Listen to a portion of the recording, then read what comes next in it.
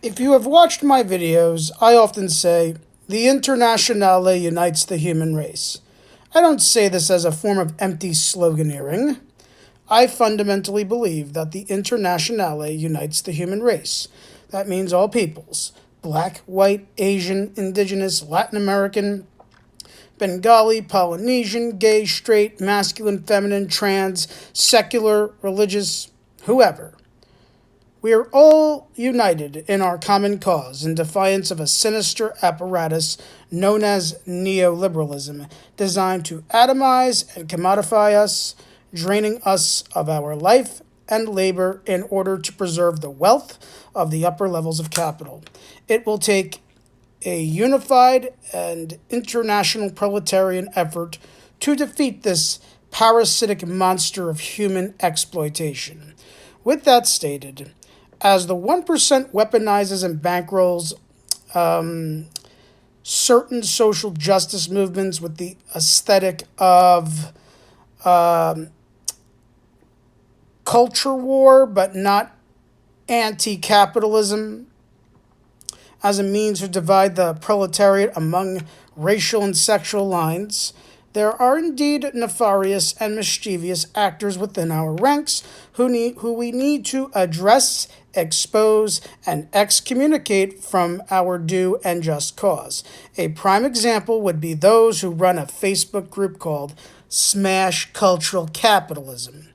This group adopts the Marxist-Leninist aesthetic, but promulgates a counter-revolutionary mode of thought, not committed to shaping a better and inclusive context for a heterogeneous proletariat, but for the purpose of advancing the defensive disposition of a non-inclusive, homogeneous proletariat.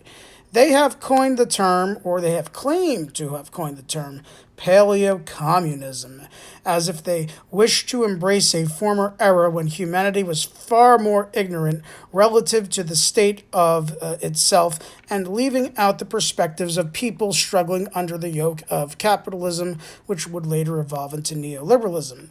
That being people in the global south, women, LGBTQ+, the disabled, and non-Caucasians. It's as if they perceive the concept of solidarity to be inherently weak. May I remind these folks that as Reds, it is our solemn duty to fight and advocate for the historically marginalized and oppressed against the upper levels of capital. And it is also our duty to empower the historically marginalized and the oppressed so that they might fight for themselves and fight for each other against the upper levels of capital. This is the true definition of so-called aforementioned Paleo-Communism. The distorted version of Paleo-Communism that these nefarious actors advance is not one that is empowering for our more embattled comrades, but damning, as if their struggles and historical marginalization does not matter in the grand scheme of dismantling a system that exploits the poor for personal profit. We cannot condone such a false doctrine. It is true that in the past, horrible mistakes were made towards historically marginalized groups, not only living under the oppression of capitalism, but while also living under anti-imperialist and anti-capitalist regimes. We must do well to acknowledge past transgressions made in the heat of class conflict and elevate our station from where it previously was. And this means not embracing the mistakes of the past in our contemporary struggle for a better future. These nefarious actors are in line with the wrong mode of thought, encouraging the economically alienated but less exploited to hunker down in their prejudice, as opposed to convincing them that their enemies are not the historically disempowered, but the bourgeois. They give red meat to the single-minded anarchists and left libertarian bread tube crowd types who labels anyone outside their anti-statist context of no social constructs, which they share with establishment bourgeois liberals, by the way. Maybe they should stop smoking so much weed and, think for once. They label those people as Nazbols.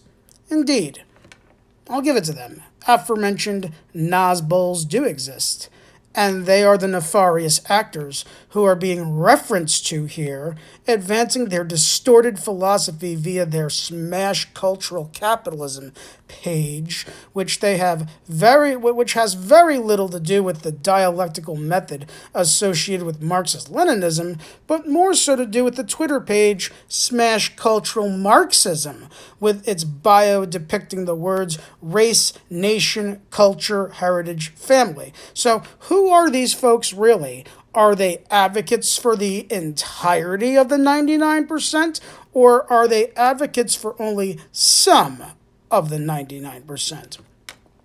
We are not going to defeat neoliberalism by embracing the Marxist-Leninist social doctrine of 1921.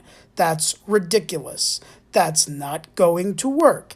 This is 2021. I have said this before, and I will say it again. People change, cultures change, ideologies change. While those of us who subscribe to the Marxist-Leninist philosophy do frown upon the progressives within the Democratic Socialists of America, along with the postmodern left and the new left, as we follow the more orthodox line of the old left, embracing centralization, vanguardism, the concept of an eventual socialist state forged through mass collective class struggle against the upper levels of capital. Socially, we embrace anyone and accept anyone, no matter who they are, into our ranks.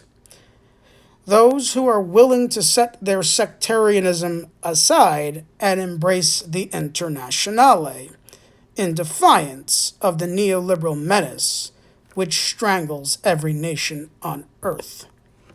The folks behind Smash Cultural Capitalism and those who think like them do not embrace the Internationale.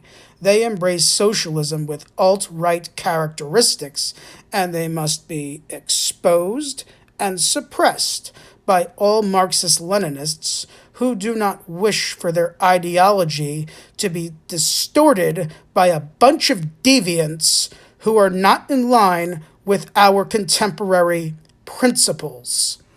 Like and share if you feel obligated to. This is Comrade Pella signing off.